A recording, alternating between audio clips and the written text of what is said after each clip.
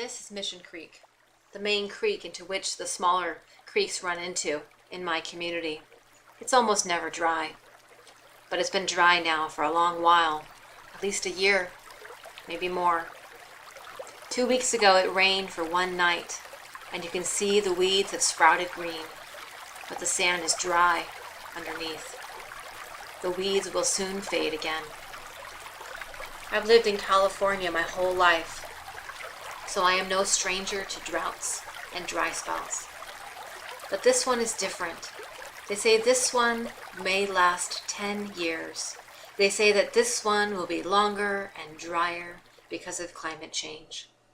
I know what to do. I change my habits. I plant succulents where once there was grass. And I wash the dishes differently now, using as little water as possible. Our reservoir is down to 28%, and groundwater wells are running dry. We have no water to spare. This is the background against which the Santa Barbara Water Guardians launched their campaign to ban fracking. Fracking, acidization, and steam injection. Each of these extraction techniques require tremendous amounts of water. A single steam injection well will use as much as 300,000 gallons of water every day. So this campaign is about water and our right as citizens to have access to clean, safe water for human and agricultural use. We can't drink oil and we can't grow food with polluted aquifers. So this story is about water and our fight to keep it clean, safe, and available to all in our community. 18 months ago, I received an email from a friend inviting me to join her in forming an action team on climate change and global warming. This powerful, inspiring woman wanted to harness our shared concerns into productive action on a local level. I was intrigued, but I didn't think I had the time. I was up to my ears in commitments. I was in my first year of grad school with plans to go into the ministry, working part-time, raising kids, and already an active volunteer in my community. I just didn't have the capacity to take on one more commitment, so I declined. There were over 20 others on that list. Surely another could take my place. But over the next few days, I watched every single other person on that list also decline. It was really uncomfortable. Here I was proclaiming that climate change was my #1 priority for social justice.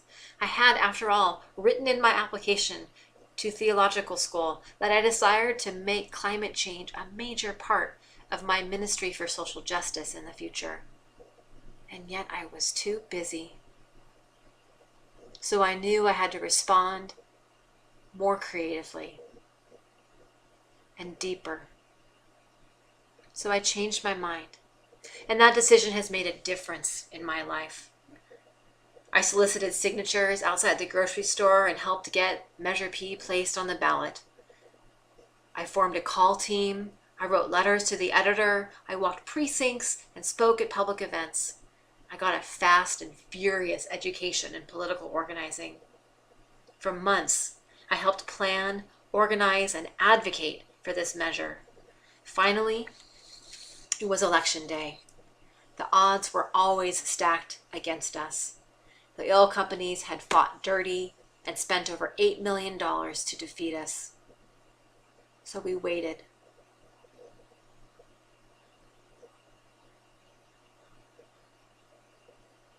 I wish I could tell you that we won, or really wanted to win. But that is not how this story goes. We lost. This round went to the oil companies. Some battles are harder than others. But wait, we are already rising again. We may be down, but we are most definitely not lost. We are continuing to fight, and we will triumph for our community. This work is not easy or convenient. That is why it is called work. But I, do it anyway, because there is no they or them. There is only us. So I will leave you with this from Marge Piercy. It goes on one at a time. It starts when you care to act. It starts when you do it again after they said no. It starts when you say we and know who you mean, and each day you mean one more.